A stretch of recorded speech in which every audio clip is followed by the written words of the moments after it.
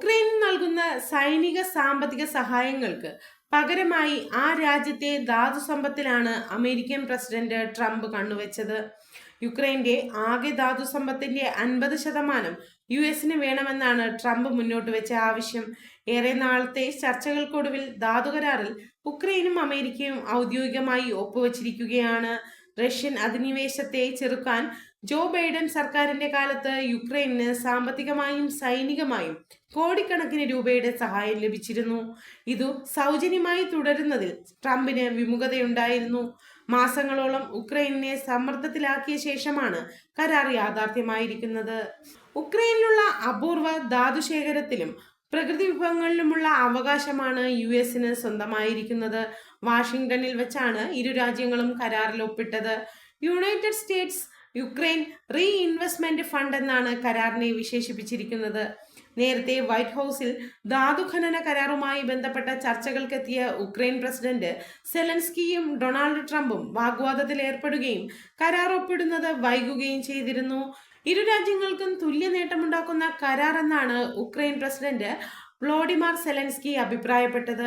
യുക്രൈനിലെ വിശാലമായ ധാതുസമ്പത്തിൽ നിന്ന് US യുക്രൈനും ഒരുപോലെ നേട്ടമുണ്ടാക്കാവുന്ന രീതിയിലാണ് കരാർ വ്യവസ്ഥകൾ രൂപകൽപ്പന ചെയ്തിരിക്കുന്നുവെന്ന് സെലൻസ്കി കൂട്ടിച്ചേർത്തു.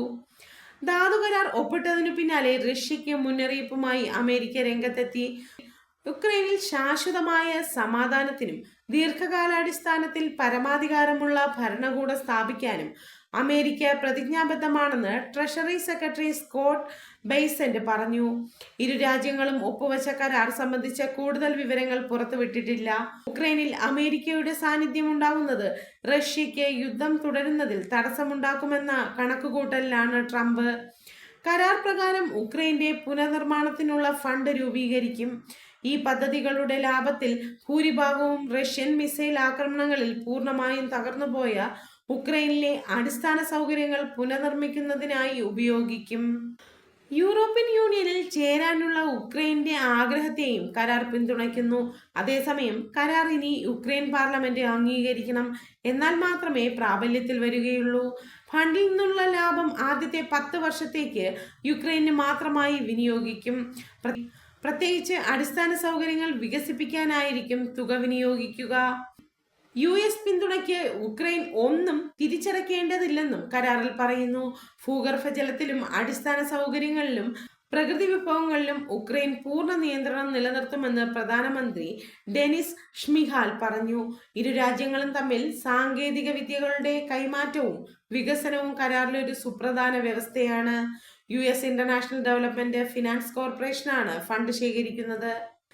സൈനിക ഉപകരണങ്ങളും വ്യോമ പ്രതിരോധ സംവിധാനങ്ങൾ ഉൾപ്പെടെ യുക്രൈന് സംഭാവന ചെയ്യാനും കരാറിൽ വ്യവസ്ഥയുണ്ട്. അതേസമയം ഉക്രൈൻ സർക്കാർ ഉടമസ്ഥതയിലുള്ള വിഭവങ്ങളിൽ നിന്നുള്ള ലാഭത്തിന്റെ 50% ഭാവിയിൽ അമേരിക്കയ്ക്ക് അവകാശപ്പെട്ടതാണ്. 3 വർഷത്തിലേറെയായി തുടരുന്ന ഉക്രൈൻ റഷ്യ യുദ്ധത്തിൽ ഇതിനോടകം 10,000-ഓളം പേർ കൊല്ലപ്പെട്ടുവെന്നാണ് കണക്കുകൾ സൂചിപ്പിക്കുന്നത്. അതിൽ നിരവധി സാധാരണക്കാരും ഉൾപ്പെടും.